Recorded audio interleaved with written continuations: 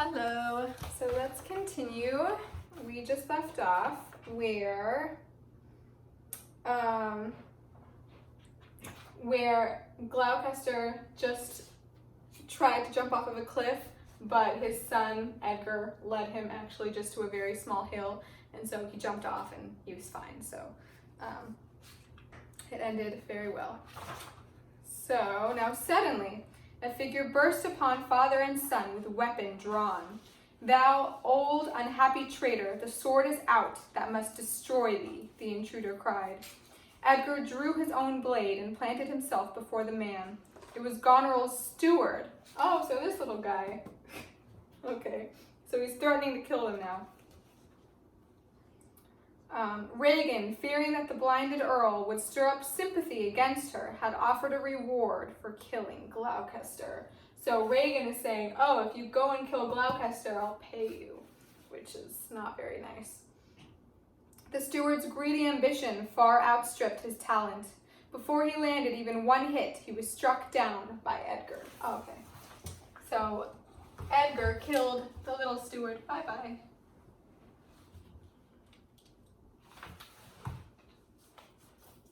Oh, I again was a little too hasty. So before he dies, this is what he says. Bury my body and give the letters which thou find'st about me to Edmund, Earl of Gloucester, the steward gasped, and with that he died. Okay, so now he's dead. Edgar drew 2 scrolls from the steward's doublet. They were both addressed to his brother. So remember, Edmund is the one who was betraying his father, and they're addressed to Edmund. The first letter was from Regan. Now widowed, she asked Edmund to marry her. Wow, okay, that was very quick. Her husband just died. The second note was from Goneril. She begged Edmund to kill her husband, Albany, so that she would be free to become Edmund's wife. Edgar pocketed the damning letters. So that means the letters that make both of them look really bad. Oh my gosh. So Regan is saying, please, Edmund, marry me, because now my husband's dead. And Goneril is saying, please marry me, Edmund, and kill my husband. That's horrible. That's pretty awful. Okay. But now Edgar has those letters, so yay. Suddenly another figure approached, this one ragged, unarmed, and crowned with weeds. He muttered incessantly. Gloucester turned an ear toward this man. Is it not the king? He asked. Lear studied the blind man without recognition and giggled. So this crazy old man is King Lear. No eyes in thy head. Get thee glass eyes, and like a scurvy politician, seem to see the things thou dost not, the mad king taunted. So now the king, who's super crazy, is making fun of poor Gloucester and saying, oh, you're blind, oh, poor you. You should go get some glass eyes. Shouts rang out in the distance. It was the men under Cordelia's command, so the good daughter, the nice daughter, her army had encamped nearby. Before Edgar or Gloucester could stop him, King Lear sprinted away, hollering as if he were hunting a wild animal. The men at last caught up with Lear and gently ushered him to a bed in Cordelia's tent, so they're taking good care of him. There the king slept a peaceful, dreamless sleep, while war preparations were made on both sides. When Lear awoke, he found Cordelia by his side. Pray you now, forget and forgive, he said to his daughter. I am old and foolish. So he's saying, please forget what I said and forgive me. Cordelia embraced her father, grateful to see him in control of his fragile senses, so she hugged him. Then Lear finally recognized the Earl of Kent. Blissfully happy to be reunited with his beloved daughter and faithful nobleman, the king fell back into a deep sleep. Oh, so the Earl of Kent is there too, and Cordelia. Not far away, Regan's troops had joined with Goneril's and Albany's. The 3 had arrived to meet with Edmund, who would command the combined forces. However, the sisters' minds were not on the upcoming war with the French, but on their ongoing battle with each other to win Edmund's love.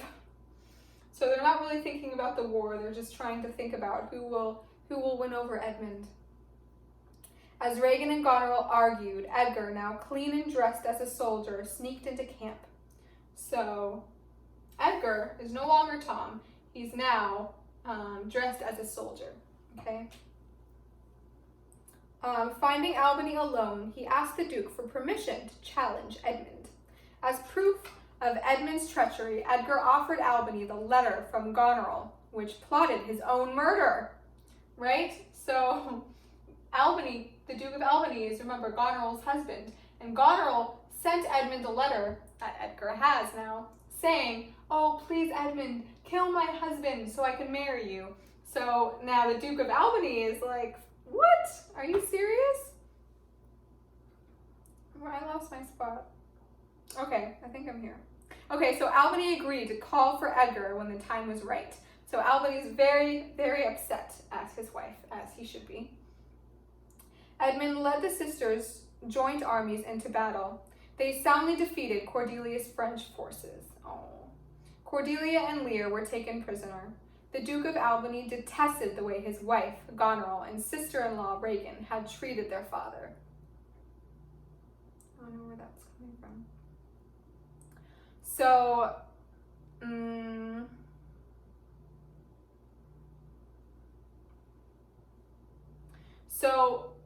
the Duke is very upset with how these two treated their father, right? He doesn't think it's fair. Okay, so Albany gave orders that Lear and Cordelia be pardoned. So he's saying,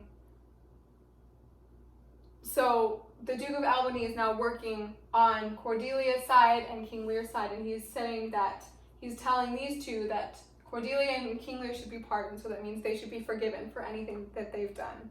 But Edmund had other plans which would put him in line for the throne of all Britain. He secretly sent for the prisoners.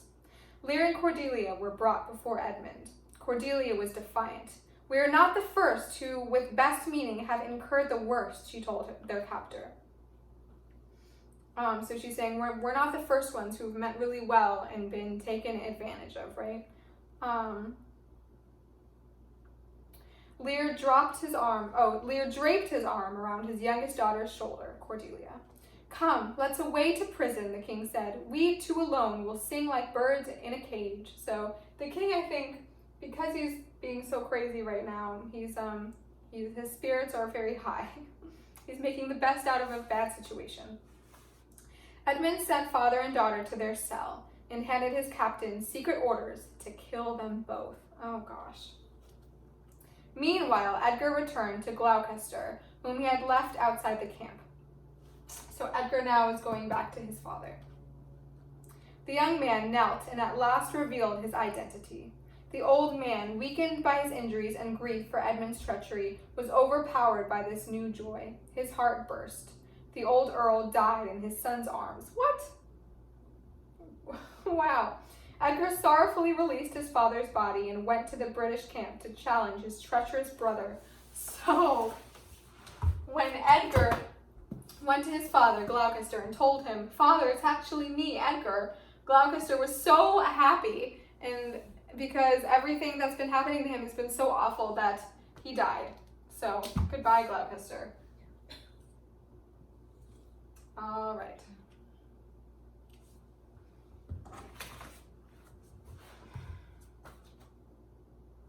How much time has passed? Oh, we have some time. Oh, we might finish. How exciting. Okay.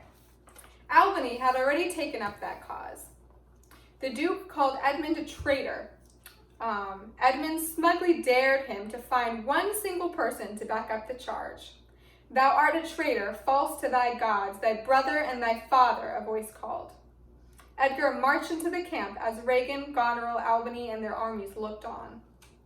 So Albany is saying, "Edmund, you're a traitor." And Edmund's saying, "Yeah, okay, you're one guy who's saying that I'm a bad guy, but who else is going to say that?" And then Edgar comes in and he says, "Yep, you're a traitor for sure." Edmund drew his sword. "Back do I toss these treasons to thy head." The two brothers crossed swords. So now Edgar and Edmund are fighting. Suddenly, Regan collapsed. "Sick, oh sick," she groaned. Goneril hid a smile as Regan was carried away. If not, I'll ne'er trust poison, she muttered. So it looks like Goneril poisoned Regan. Edgar and Edmund paid no attention. They fought on, steel clashing against steel. Finally, the elder brother dealt his younger brother a deadly blow. As Edmund collapsed, Goneril threw herself at his feet. Albany held Goneril's letters before her. Read thine own evil, he snarled at his wife. So he knows, the Duke of Albany knows, right, that the Duke of Albany knows that Goneril wanted to marry Edmund and wanted Edmund to kill him, right? So he's throwing the letters in her face and saying, I know what you've done. Look at what a horrible person you are. So Edmund is killed because Edgar killed him. I believe Regan is probably dead. I don't know, we'll see. So Goneril fled to her tent. So Goneril ran away because now the guy she wanted to marry is dead and her husband is very much against her. A moment later, a frightened servant entered with a bloody knife. Regan was dead of poison at Goneril's hand, the servant reported, and Goneril had stabbed herself. Oh, wow. So Regan died because Regan was poisoned by Goneril, and now Goneril stabbed herself and died because her husband is out to get her and the person she wanted to be with is dead. So that was pretty easy. Faced with his own impending death, Edmund admitted to Albany. Oh, Edmund is still alive. My bad, sorry. Faced with his own impending death, Edmund admitted to Albany that he had ordered the murder of Cordelia and Lear. The Duke dispatched a messenger with a counter order at once. It was too late. Oh no. Then does that mean Edmund's still alive? Oh no, I'm sorry. Edmund is still alive. Well, for now. I don't know if he dies. Sorry, Edmund. I spoke too soon. Okay, he's only partly dead. Alright. Alright, good enough. He's just a little hurt. Okay, so it was too late. So his message did not get to Cordelia and King Lear soon enough. Which means they're probably dead, right? Howl, howl, howl, howl. King Lear stumbled into the camp. Cordelia's lifeless body lay draped in his arms, so Cordelia is dead. So Cordelia is for sure dead. Okay. The heavens' vault should crack, the distraught king cried. She's gone forever. Kent and Albany helped him lay Cordelia on the ground. Lear gently touched his daughter's pale lips and patted her hand. Then he raised his head. A plague upon you, murderers, traitors all, Lear shrieked. The old king was too grieved to live. He wrapped Cordelia's arms around him. Why should a dog, a horse, a rat have life, and thou no breath at all? He whispered. Then, in the cold embrace of the daughter who loved him best, King Lear embraced death himself. Oh, so he died too, because he's so sad. So now King Lear is dead. And so is Cordelia. Wow, this is a very sad tragedy. So, yeah, I'm sorry about Edmund, guys. I'm not entirely sure if he died, but he was stabbed, so he's injured. Okay, all right. Well, that is all of King Lear.